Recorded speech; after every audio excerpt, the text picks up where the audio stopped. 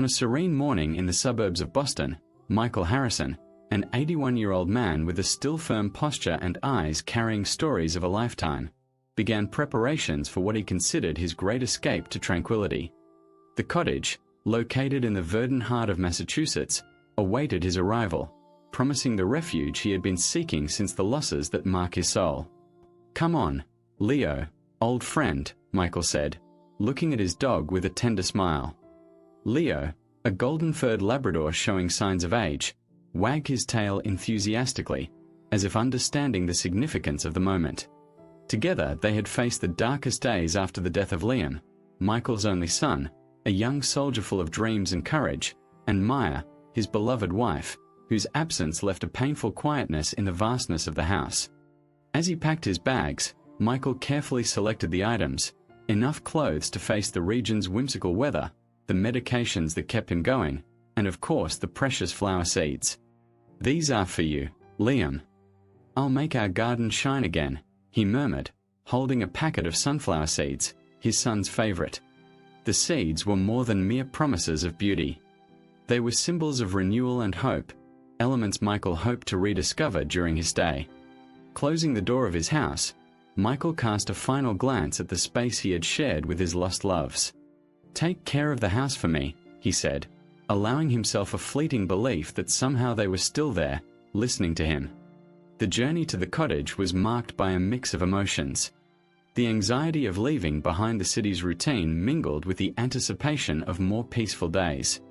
Leo, sitting by his side, seemed to share the same feeling, looking out the window with a calmness only dogs seem to possess. Upon arrival, Michael took a deep breath, feeling the pure air fill his lungs. "Here we go, my friend. Let's start anew together," he said, patting Leo, now eager to explore the surroundings. Michael knew the true journey was just beginning. A journey of healing, of reconnecting with nature and himself, in that cottage that promised to be more than a refuge, but a new chapter in his long life story.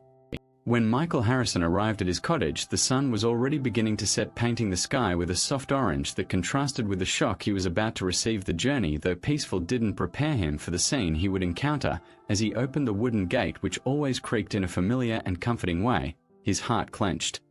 The garden, his carefully cultivated masterpiece and the materialization of his dearest memories, was unrecognizable. "What is this?"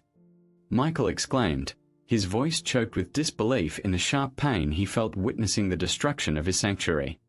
The land, once filled with vibrant colors and delicate shapes, was now suffocated by a mountain of garbage. Empty bottles, food wrappers, crumpled papers, and other debris formed a desolate sight, an insult to the space he had dedicated to Liam and Maya. Leo, who accompanied him, barked as if sharing his owner's disgust. Michael, with slow steps, approached the chaos. He couldn't believe that his refuge, his piece of peace, had been violated in such a way. Who would do such a thing? The question echoed in his mind as a suspicion began to form. His new neighbors, a group of young people who had recently moved to the community, were known for their noisy parties and reckless behavior. Michael had never interacted directly with them, but the stories circulating were enough to paint a troubling picture. These young people.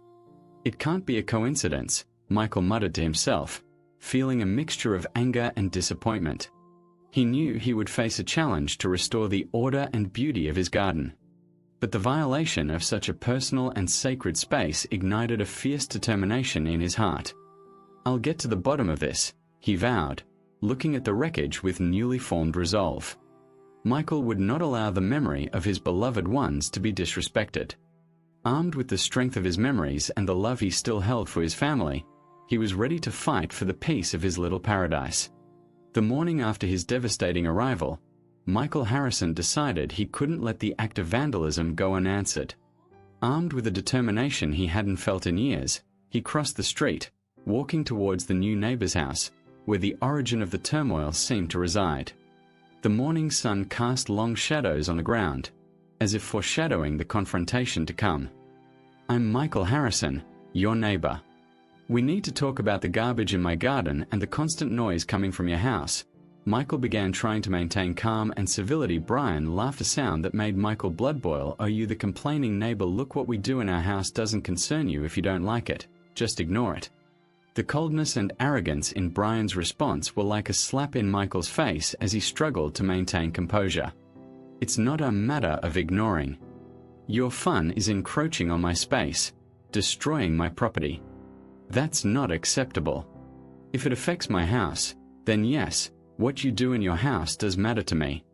Brian shrugged, clearly indifferent. "I don't know what you're talking about, but if you think you can control us, you're sorely mistaken. Good luck trying, old man." With those words, Brian slammed the door in Michael's face, leaving him there, simmering in a mixture of anger and helplessness.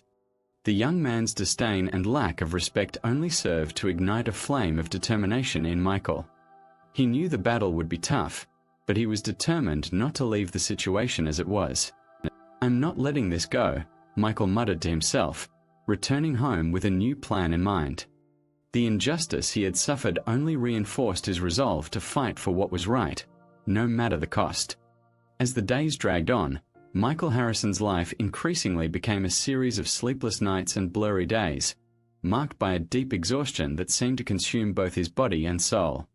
The incessant noise from a neighboring house, combined with the daily sight of his once immaculate garden now disfigured, became a constant reminder of his powerlessness. On a particularly noisy night, Michael, already worn down by lack of sleep and accumulated stress, decided it was time to seek help.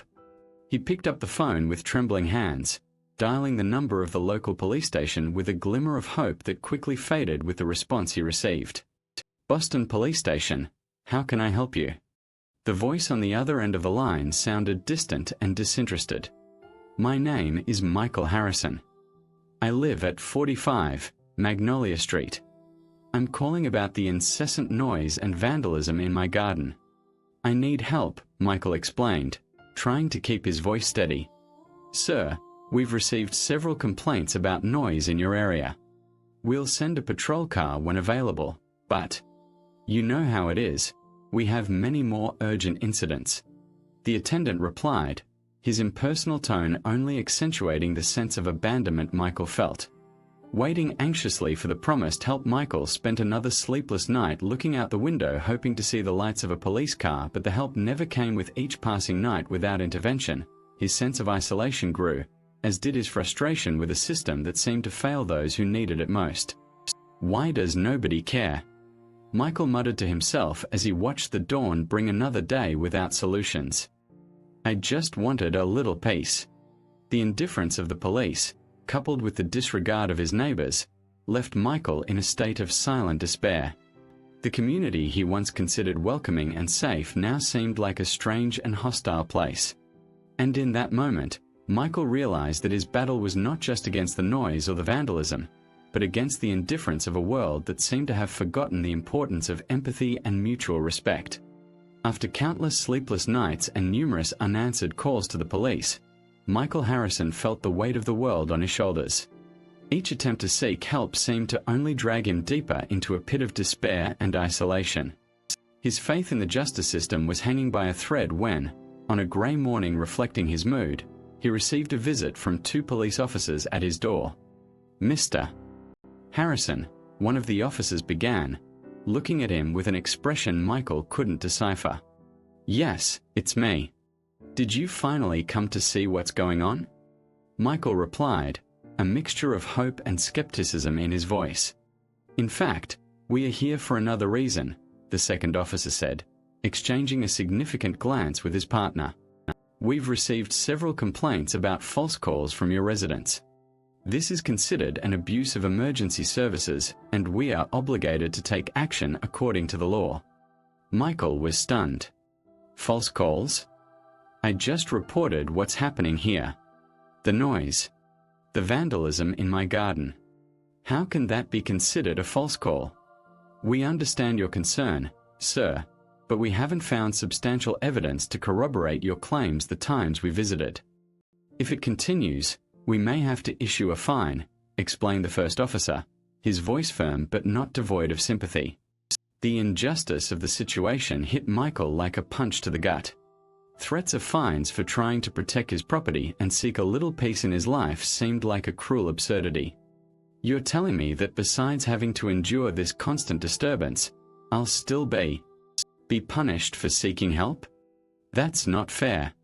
"It's not right," Michael protested, his voice rising in frustration and despair. "Sir, please, we understand your frustration, but we need to follow the rules. We suggest trying to resolve this directly with your neighbors," advised the second officer, though the suggestion sounded hollow to Michael's ears. As the officers walked away, Michael felt an overwhelming sense of abandonment. The system that should protect him now threatened him, leaving him more vulnerable than ever. The loneliness of his struggle became palpable, a bitter reminder that sometimes justice seems to be on the side of those with less reason. Michael found himself facing a torturous dilemma: continue to fight against the injustices at his doorstep or resign himself to a forced silence that contradicted everything he believed to be fair and right. On a day that started like any other in his recent saga of misfortunes, Michael Harrison found himself in the cold, bureaucratic reception of the local police station. His heart pounded with a mix of anxiety and a thread of hope he barely dared to acknowledge. As he waited, his nervous fingers played with the strap of his bag, a gift from his son Liam, which carried not only his documents but also fragments of his most precious memories. When he was finally called to the counter, Michael stepped forward but betrayed by a clumsy movement. His bag slipped from his hands, scattering its contents across the cold and impersonal floor of the station. Among the scattered items, a photograph of Liam in military uniform caught his attention, like a beacon of humanity in that sterile environment. "Let me help you," said a voice, breaking the awkward silence that followed. Officer Raymond, who approached to assist, stooped down to gather the items. As he picked up the photograph, his gaze fixed on it, and an expression of recognition crossed his face. "Liam Harrison. I knew him. We served together." Michael, surprised and touched by the unexpected recognition of his son, replied, "Yes, he was my son. A good and brave man. I lost him a few years ago." Raymond, holding the photograph with an almost palpable reverence, looked at Michael with a new light of understanding and empathy. "Liam spoke highly of you when we were in service. He had great respect and love for his father. I'm sorry for your loss." The unexpected connection between the two men, united by the memory of Liam, transformed the atmosphere of the station. I'm here because I'm having trouble with my neighbors. I've tried everything, but it seems like nobody can help me, and some officers came to my house saying that my complaints were false, but on the first day I called, the officer who answered said that there were other complaints. I want to know if I can be held responsible for just complaining about my neighbors." Michael confessed, feeling a glimmer of hope as he shared his situation with someone who somehow was connected to Liam. Raymond, now fully engaged, assured Michael, "I understand, sir. I'll check here and see what we can do about it. Liam was a man of honor. Helping your family is the least I can do." This incident at the station, marked by the fall of a bag and the revelation of a photograph, became the turning point in Michael's struggle. Empathy and human connection, so absent in his previous interactions with authorities, emerged powerfully, promising a new direction in the events that would follow. Michael, with the unexpected support of Raymond, felt a renewal of his determination and faith in the possibility of justice and resolution for the challenges he faced. In that afternoon, illuminated by a gentle light that flooded the interrogation room of the police station, an unexpected bond was forged between Michael Harrison and Officer Raymond Smith. The air was charged with palpable emotional tension as Raymond, still holding Liam's worn photograph, looked at Michael with a mix of respect and determination. Michael, with tears in his eyes, found in that moment a glimmer of hope that had long seemed lost to him. "I just wanted to live my days in peace, Raymond. I never imagined that asking for a little quiet would put me in this situation." Raymond carefully placed the photograph on the table and leaned forward, looking directly into Michael's eyes. "I promise you, Mr. Harrison, that I will do everything in my power to help you. Liam's memory deserves it, and so do you. I will personally review your case, talk to your neighbors, and ensure that the authorities take the necessary steps." The injustice you faced will not be ignored. The firmness and sincerity in Raymond's voice brought Michael a comfort he hadn't felt in a long time. "Thank you, Raymond. Your willingness to help me means more than you can imagine." Raymond nodded, his expression now softened by a compassionate smile. "It's the least I can do." Liam spoke highly of your strength and love. "Now it's time to repay that love and ensure that you have the peace you deserve." That encounter at the station, marked by revelations and promises, became a beacon of hope for Michael. For the first time in a long time, he felt he was not alone in his struggle. Raymond's solidarity and support not only promised a resolution to his immediate problems, but also restored his faith in kindness and justice in a world that seemed to have forgotten both. The next day, the sun had barely risen on the horizon when Raymond, armed with fierce determination, began the procedures to confront those responsible for harassing Michael.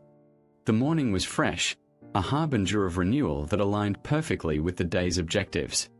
Raymond, wearing his uniform with a posture that denoted both respect and authority, headed to the residence of the noisy neighbors, accompanied by a carefully selected team for the task. Upon arrival, the contrast between the tranquility of the morning and the atmosphere of tension that surrounded the neighbor's house was palpable. Raymond knocked on the door firmly, his expression serious but fair. Young Brian, visibly surprised to see the police at his door so early, answered. "Can I help you?" he asked, trying to mask his anxiety. "I'm Officer Raymond Smith," Raymond began, maintaining a balanced tone of voice. "We're here to discuss the various complaints received about disturbance of the peace and vandalism. It's important that we understand your side of the story, but it's also crucial that you understand the consequences of your actions." The ensuing conversation was intense, with Raymond articulating clearly the laws and regulations that had been violated, and the young people, now aware of the seriousness of the situation, began to realize the impact of their actions. So they began to behave, and Michael, now living peacefully, was able to start fulfilling his wish to take care of his garden. Days later, on an afternoon where the sunset tinted the sky with warm hues, Michael sat in his garden, now restored to its former glory, reflecting on the recent events. Raymond, having kept his promise, visited Michael, finding him among his beloved flowers. "How is the garden, Mr. Harrison?" Raymond asked, observing the flowers beginning to bloom, it returning to be the sanctuary it always was. "Thanks to you," Michael replied, a genuine smile lighting up his face. "You not only brought back peace and dignity to my life, but also gave me something I had lost faith in, hope." Raymond nodded humbly. "It was the least I could do." Liam was a man of honor. Helping your family was a way to honor his memory. Raymond's intervention not only resolved the harassment issue, but also restored Michael's faith in justice and human kindness. Peace and dignity were returned to his life, allowing him to once again enjoy the beauty of his garden in tranquility. That shared moment between Michael and Raymond, surrounded by the serenity of the garden, symbolized more than the end of a conflict. It represented the strength of community, the importance of mutual respect, and the immeasurable value of a gesture of kindness. In the quietness of a golden afternoon, Michael Harrison found himself in deep reflection in the garden he loved so much, a place that now echoed not only with the beauty of its flowers, but with the echo of a journey filled with challenges, resilience, and finally peace. Each petal, each leaf seemed to carry a story, a memory of past struggles and the resilience that guided him through the storm. Sitting on his favorite garden bench, Michael allowed his thoughts to float freely, and his heart filled with a profound and encompassing gratitude. "Liam, my son," he began, his voice choked with emotion, speaking to the wind as if it could carry his words to the boy who was sorely missed. "You have always been my greatest source of pride, and even now your influence continues to guide me. Your friendship with Raymond, a gift you left me unknowingly, brought justice and support in a time of great need." A gentle breeze rustled the leaves, as if nature itself responded to his acknowledgement. Michael continued, "Your legacy has taught me never to lose hope, to fight for justice and to seek peace, not just for myself, but for everyone around me. You live in every flower I cultivate, in every ray of sunshine that warms this garden." Rising to his feet, Michael walked slowly among the rows of vibrant flowers, his gaze lost in the beauty that surrounded him. "I have found solace here, in the memories of you and the lessons you taught me." This garden, our gardener, is a testament to life, a celebration of continuity, even in the face of loss. With hands wrinkled but steady, he gently touched the petals of a rose, a species that Liam always liked. I promise to continue living with the strength you showed me, dedicating myself to these flowers, to this piece of paradise we created together. Your memory, your spirit, give me the strength to move forward, to embrace each new day with hope and gratitude. Michael Harrison, now surrounded by the splendor of his garden, reaffirmed his resilience and will to live. Liam's legacy, intertwined with the beauty of nature, continued to inspire him, offering not only justice and support but a path to inner peace and redemption. In every moment of silence, in every gaze at the sky, Michael found the comforting presence of his son, an eternal reminder that even in the greatest adversities, love and memory can flourish, bringing light to the darkest days. After following Michael's inspiring journey, you might be wondering how you can embark on your own journey of self-discovery and transformation. The good news is that the opportunity is within your reach. 7 Weeks of Inspiration is a guide designed exactly for those who, like Michael, want to find strength in life stories, reflect on their own experiences, and make meaningful changes in their daily lives. Each of the 49 stories contained in this ebook is accompanied by deep reflection, a motivating prayer, and a concrete action for each day, allowing you to dive into a transformative journey over 7 weeks. And the best part, when you purchase the ebook, you not only receive the narrated version of the book to listen to wherever and whenever you want, but also 3 exclusive bonuses that will further enrich your experience. If you were touched by Michael's story and want to embark on a path of personal growth, 7 Weeks of Inspiration is the resource that can guide you on this journey. Visit our website and discover how to take the first step towards a fuller and inspired life. Each story is a new adventure. Leave your like if you enjoyed it and follow us by subscribing. Until the next narrative adventure.